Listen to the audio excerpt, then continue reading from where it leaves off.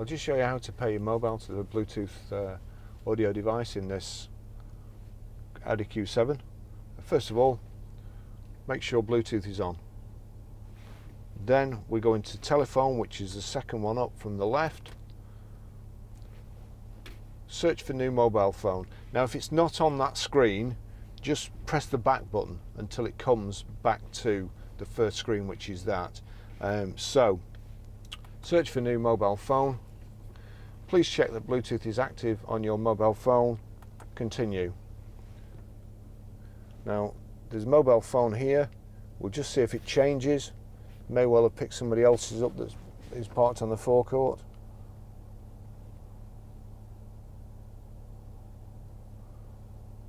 Barry's iPhone 10, it's picked up.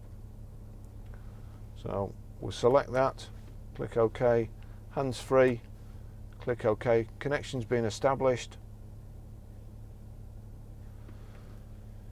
Does this pin match the pin on your Bluetooth device? Yes, pair.